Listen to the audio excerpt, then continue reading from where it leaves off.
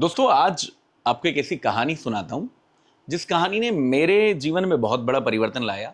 या मैंने जिन जिन लोगों को कहानी सुनाई उसमें जो महत्वपूर्ण बातें जब उन्होंने भी सुनी और अपने जीवन में उसको लाए तो लिटरली आज जीवन बदला है। चलिए आज बात करते हैं इसी कहानी की। ये बहुत प्राचीन समय की बात है।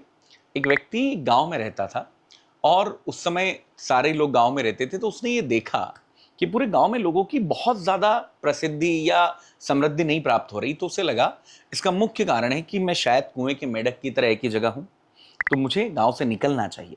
क्योंकि पुरानी बात है, तो जब वो गांव से निकला तो उसने सारे गांव वालों को विदाई दे दी कि शायद आऊं या ना आऊं, लेकिन उसे तय कर लिया था कि मुझे कुएं का मेंढक नहीं बनना है। तो मैं तो बाहर जाऊंगा, कुछ सीखूंगा, सुनूंगा, समझूंगा। तो वो अपने गांव से निकला। जब निकला निकला निकला तो चलते चलते एक जंगल में चला गया। और जब उस जंगल में गया तो वहां एक गुफा से उसे बहुत तेज प्रज्वलित प्रकाश दिखा।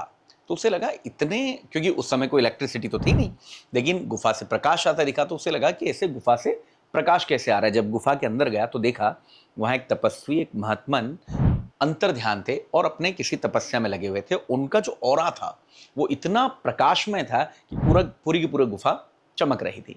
तो उसने सोचा बड़े सिद्ध पुरुष जी दिख रहे हैं, तो मुझे इनकी सेवा कर लेनी चाहिए। तो उसने सोचा कुछ दिन यहाँ रुक जाता हूँ। तो महात्मन तो नहीं जागे, लेकिन उसने क्या करा, पूरी गुफा क्लीन करी और वहाँ पे सुगंधित पुष्प रख दिए, कुछ अत्र जला दिए और रोज प्रतिदिन ये करने लग गया। एक दिन महात्मन की तपस्या पूर्ण हुई, उनकी आंखें खुली तो उन्होंने देखा कि जो गुफा गंदी होनी चाहिए, ऐसी होनी चाहिए, वो बड़ी साफ है। फूल रखे हुए हैं, पूजन की सामग्री रखी हुई है, सब कुछ महक रहा है। तो वो थोड़ा सा, क्योंकि बड़े महात्मन थे, तो अंतर ध्यान करा और देखा कि क्या हुआ इतने दिन में। तो उन्होंने देखा एक व्यक्ति आया था, ऐसा ऐसा हुआ, और फिर वो व्यक्ति उनके साथ रहने लग गया। कुछ दिन जब बीत गए तो महाराज के पास गया कि महात्मन, मैं तो घर से निकला ही इसलिए था कि मैं कुएं का मेंढक ना बन जाऊं। अब मैं आपके पास रुक गया हूं, लेकिन मैं चाहता हूं कि अब मैं आगे बढ़ूं, तो मैं अब यहां से जाना चाहता हूं। तो उन महर्षि ने, उन ऋषि मुनि ने उसे कहा कि बेटा तुम जा तो रहे हो, तो एक काम करो, मैं तुम्हें जीवन की ऐसी 4 बातें बोल रहा हूं। ये 4 बातें यदि तुम अपने जीवन में हमेशा अपने पास रखोगे तो जिंदगी में कभी भी उदास नहीं होगे और जिंदगी में कभी भी पीछे नहीं जाओगे। वो 4 बातें आज मैं आपको बता रहा हूं। तो उन महात्मन ने कहा, देखो पहली बात, जिंदगी में हमेशा 2 पैसे से लगे रहना। कोई काम छोटा बड़ा नहीं होता, अर्थात कि हमेशा कोई ना कोई काम करते रहिए। 2 पैसे से लगे रहना मतलब काम करते रहिए, और कोई काम छोटा बड़ा नहीं होता। दूसरा, जिंदगी में कुछ भी हो जाए किसी का अधिकार मत मारिए, किसी का हक मत मारिए। तीसरा, हो सके जितना जिसकी इज्जत ढक सको उसे ढको। किसी के सामने इज्जत से मतलब किसी की बुराई, किसी की बात, किसी के सामने उजागर मत रखो। यदि आपको पता लग गया तो उसे संभाल के रखो। और चौथी बात, जहां भी भगवान का सत्संग हो रहा हो, भगवान का नाम हो रहा हो, भले 2 मिनट रुको, लेकिन रुको। अब ये 4 बात महात्मा ने उसे दी और वो चारों बात लेके महात्मा को प्रणाम करके निकल गया। अब जब चलता रहा तो थोड़ी देर बाद उसको एक शहर दिखा, शहर का गेट दिखा। उसने सोचा कि कुछ दिन तो कहीं रहना ही पड़ेगा, तो चलो इस शहर में चले चलता हूं। जब वो शहर में गया तो वहां पे एक ढिंडोरी पिट रही थी, नगाड़े बज रहे थे कि भाई जिस भी व्यक्ति को सेना में भर्ती होना है सैनिक के रूप में, वो आ जाए। तो वो भी लाइन में लग गया, सोचा अब आया ही हूं तो काम में लग जाता हूं।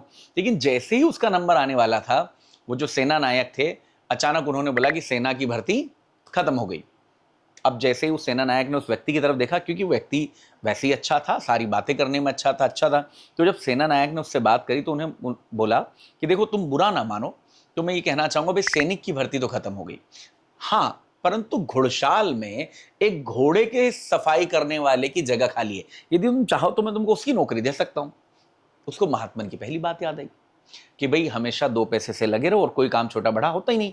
तो उसने तुरंत हाँ कर दिया कि हाँ, मुझे कोई दिक्कत नहीं, मैं तो ये काम भी कर लूंगा, मुझे कोई समस्या नहीं है। उसको एक घोड़ा अलॉट कर दिया गया और उसको घोड़ा दे दिया गया। जैसे ही अगले दिन बाकी जो लोग भी थे घुड़साल के, वो सब आए और उसके पास आए। उन्होंने बोला, देखो यहाँ का एक नियम है कि प्रतिदिन महाराज के जो महल है वहां से 8 मन चना हर घोड़े के लिए आता है। इसमें से 4 मन चना हम लोग अपने घर ले जाते हैं और 4 मन घोड़े को खिला देते हैं, तो तुमको भी यही करना पड़ेगा। लेकिन उसे तो महाराज की दूसरी बात याद थी कि किसी का अधिकार, किसी का हक ना मारो। उसने बोला, देखिए भाई साहब, मैं नहीं कर सकता, क्योंकि जो 8 मन चना आ रहा है इस पे तो पूर्ण रूप से मेरे घोड़े का अधिकार है। लोगों ने समझाने की कोशिश करी, लेकिन वो माना नहीं। तो बाद में ये बात हुई कि चलो ठीक है, तुम पूरा 8 मन खिलाओ, लेकिन ये वचन दो, ये प्रॉमिस करो कि तुम किसी को बताओगे नहीं। उसने बोला, हाँ ये मैं कर सकता हूं कि मैं कभी किसी को बताऊंगा ना कि आप लोग ऐसा कर रहे हैं। बात समाप्त हो गई, लोग अपना काम करने लग गए। उसने वही करा, 8 मन चना आया, उसको खिलाया, उसकी अच्छे से जो है मालिश करी, सारे काम करा, उसको अच्छे से रखा। एक दिन राजा साहब ने बोला कि आज हमें घोड़ों की रेस देखनी है। अब जब घोड़ों की रेस चालू हुई तो स्वाभाविक सी बात है, उसका घोड़ा तुरंत गया और जीत गया। फिर राजा का ध्यान गया कि भाई ये जो एक घोड़ा है ये थोड़ा सबसे अलग दिख रहा है और बाकी सारे घोड़े तो अलग दिख रहे हैं, कुछ तो अलग है, और जीता भी यही है।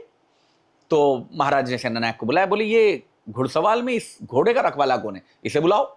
जब उसे बुलाया गया तो महाराज ने पूछा कि बोले बाकी सारे घोड़े अलग है, तुम्हारा घोड़ा अलग है, ऐसा क्यों हो रहा है, तुम बताओ।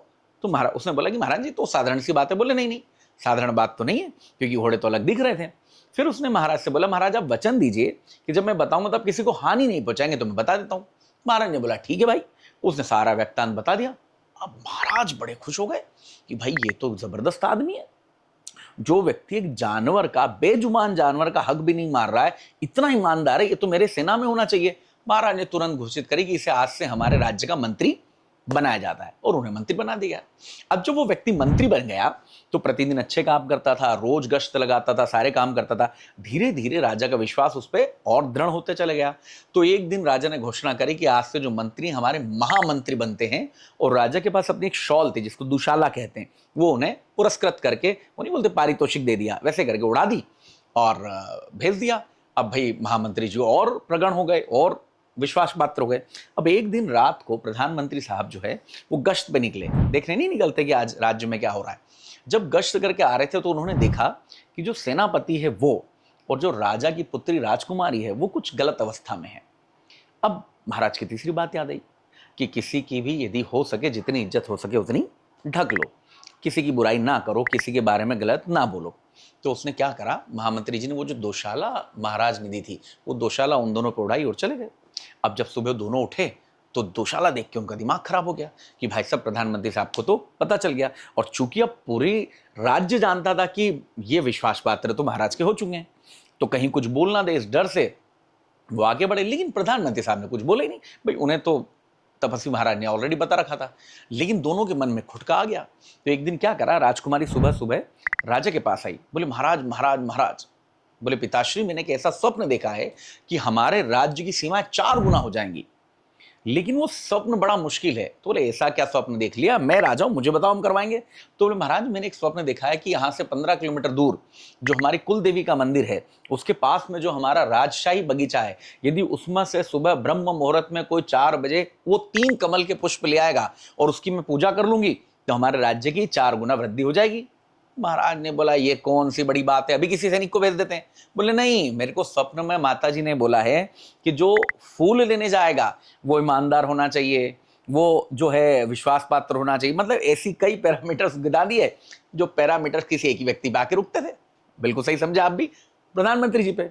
राजा ने बोला अरे प्रधानमंत्री जी हैं तो सही, इन सारी बातों पे तो खरे उतर रहे हैं। प्रधानमंत्री जी को बुला लिया गया।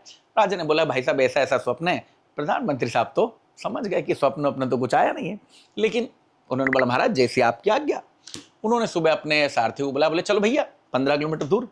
अब जब 15 किलोमीटर दूर गए तो वहां माता का मंदिर था, तो वहां से कुछ सत्संग की आवाज आई। तो महाराज की चौथी बात उन्हें याद आई कि जहां भी सत्संग हो भले ही 2 मिनट रुको लेकिन रुक जाना चाहिए, और उन्हें वैसे ही पता था स्वप्न की असलियत तो है नहीं। तो प्रधानमंत्री साहब ने अपना जो घुड़सवार था उसको बोला कि काम करो, पुष्प तो तुम ही तोड़ लाओ, मैं जरा जाके मंदिर के दर्शन कर आता हूँ। वो मंदिर के दर्शन करने गए, 5 मिनट हो गए, 10 मिनट हो गए, 15 मिनट हो गए, जब पौन घंटे हो गए तो उन्हें शंका हुआ कि भाई 5 मिनट का काम था, इतनी देर में आ जाना चाहिए था। वो खुद गए और जैसे बगीचे में गए तो देखा तो वहां जो उनका घुड़सवार था उसका कटा हुआ शीश एक टोकरी में रखा हुआ था। उन्होंने तुरंत वहां के मालिक को बुलाया, उसे पकड़ा और उसे थोड़ा डराया धमकाया। तो उसने बोला महाराज मेरी कोई गलती नहीं, मुझे तो आज्ञा दी गई थी कि जो व्यक्ति ये 3 पुष्प तोड़ने आएगा उसका शीश काट के इसी टोकिया में रख देना। अब वो समझ गए, लेकिन उन्होंने क्या करा, बोले काम कर, तू तो एक काम कर, मेरे को वापस पुष्प ही निकाल के दे दे। वो पुष्प लाए और उन्होंने पुष्प ला के महाराज को दे दी और कुछ बोले नहीं। अब जो है वो राजकुमारी और सेनापति को और प्रॉब्लम हो गई कि भैया अभी तक तो इन्हें पता था, अब तो ये पता चल गया कि हम इन्हें बरवाने भी ला रहे हैं। लेकिन फिर भी प्रधानमंत्री साहब ने राजा को कुछ नहीं बोला। अब समस्या इतनी बढ़ गई कि एक दिन राजकुमारी दौड़ते दौड़ते दौड़ते राजा के पास से बोले राजा माँ पिताश्री पिताश्री पिताश्री। बोले क्या हो गया, बोले पिताश्री मेरी किसी ने इज्जत लूटने की कोशिश करी। अब राजा बोले मैं मेरे ही राज्य में राजा और मेरी पुत्री। बोले ऐसा कैसे हो गया, बोले किसने लूटी, बोले प्रधानमंत्री साहब ने। राजा बोले पागल हो गई है क्या, तो बोले मेरे पास सबूत है। बोले क्या सबूत है, तो उसमें वो जो दोशाला जो प्रधानमंत्री साहब ने उनको उड़ाई थी वही दिखा दी। अब भाई साहब भले ही राजा हो लेकिन पिता भी है। 2 मिनट के अंदर दिमाग खराब हो गया, सेना को बुलाया, बोले प्रधानमंत्री साहब को 3 दिन बाद फांसी दे दी जाए।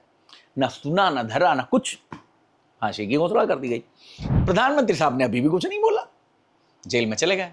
अब जब अगले दिन प्रधानमंत्री जी को चौराहे पे फांसी होने वाली थी तो राजा बड़ा परेशान कि यार इतना समझदार व्यक्ति, इतना ईमानदार व्यक्ति, ऐसा व्यक्ति जो जानवर का हक नहीं मार रहा है, इतने दिन से मेरा विश्वास पात्र है, वो इतनी बड़ी गलती कैसे कर सकता है। राजा ने सजा तो सुना दी लेकिन मन में वो जो कोफ्त नहीं होता है वो परेशान कर रहा था। तो राजा छुपते छपाते चुपचाप जेल में गए।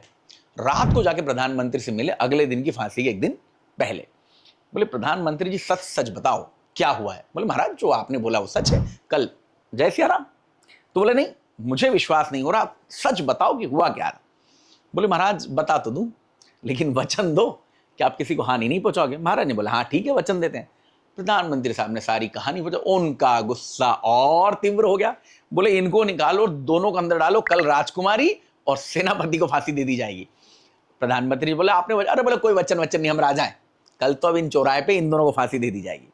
अब भैया अगले दिन चौराहे पे दोनों की फांसी की तय हो गई। प्रधानमंत्री साहब खड़े हो गए लेकिन फांसी के पहले राजा साहब ने बोला कि आज हमसे इतनी बड़ी चूक होते बच गई और उसका कारण प्रधानमंत्री जी हैं, तो आज से मैं घोषित करता हूं कि मेरे आधे राज्य का मालिक प्रधानमंत्री जी को बनाया जाता है। जैसे ही घोषणा हुई प्रधानमंत्री जी ने आवाज लगाई, बोले दोनों की फांसी रोक दो। राजा ने बोला आप हमारी आदेश का उल्लंघन कर रहे हैं। बोले नहीं महाराज तो आधे राज्य का मालिक मैं भी हूं, मेरी बात के बिना कैसे चलेगा। तो बोले महाराज मुझे बताइए यदि आपकी पुत्री और सेनापति को आपने देख ही लिया तो इनका विवाह क्यों नहीं करवा दिया। तो बोले सेनापति तुच्छ आदमी हमारे बराबर होगा। तो बोले महाराज मेरा आधा राज्य में सेनापति को देता हूं, अब तो आपके बराबर हो गया।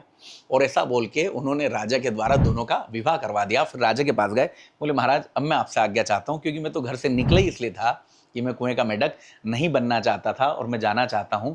लेकिन हाँ महाराज जी आपको भी 4 ऐसी बातें बताता हूं जो आप सबको याद रखना चाहिए। पहली, जिंदगी हमेशा 2 पैसे से लगे रहें, कोई काम छोटा नहीं होता। दूसरा, जितना हो सके किसी का हक कभी ना मारें, नियत से काम करें।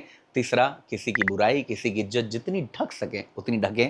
और चौथा, जब भी भगवान की कुछ बात हो रही हो भले 2 मिनट दें लेकिन वहाँ दें। ये चारों बातें मैंने अपने जीवन में लाके अपने जीवन को बदला, हज़ारों लोगों के जीवन को बदला और चाहता हूँ आप भी अपने जीवन को पूरी तरह से बदल लें। धन्यवाद।